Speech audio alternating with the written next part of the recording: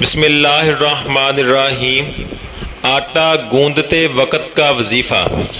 میرے تمام بہن بھائی جو بے برکتی اور تنگ دستی کی وجہ سے پریشان ہیں اور جن کی اولاد نافرمان ہے اور بات نہیں سنتی اور وہ اس سے تنگ آ چکے ہیں اور وہ چاہتے ہیں کہ اللہ پاک کوئی ایسا وسیلہ بنائے کہ ہماری اولاد فرما بردار ہو جائے، اور ایسے افراد جن کے گھر میں کوئی بیماری ہے اور علاج کرواتے ہیں لیکن کوئی بیماری نہیں نکلتی جبکہ اندر ہی اندر محسوس ہوتی ہے، تمام دوستوں کے لیے ایک بہت ہی مجرب عمل لے کر حاضر ہوا ہوں کہ جس کے کرنے سے انشاءاللہ اللہ پاک آپ کی غربت اور تنگ دستی کو دور فرما کر آپ کے رزق میں برکت عطا فرمائے گا اور آپ کی اولاد کو فرما بردار بنا دے گا اور تمام لڑائی جھگڑے ختم ہو جائیں گے۔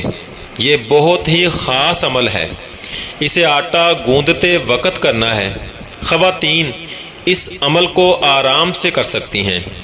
اس آٹے کی جو کوئی روٹی کھائے گا انشاءاللہ فرما بردار ہو جائے گا۔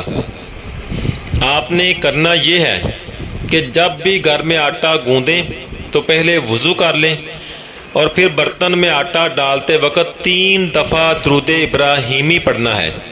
پھر اس کے بعد آٹا گوندنے کے ساتھ ساتھ ان اسم مبارکہ کا ورد کرتے رہنا ہے، یا فتاح، یا نور، یا رزاق، یا وہاب، یا شافع۔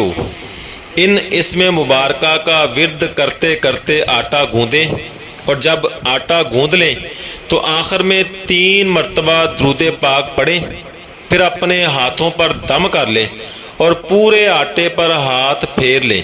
انشاءاللہ اس آٹے کی روٹی کے آپ کو بہت زیادہ فوائد نظر آئیں گے۔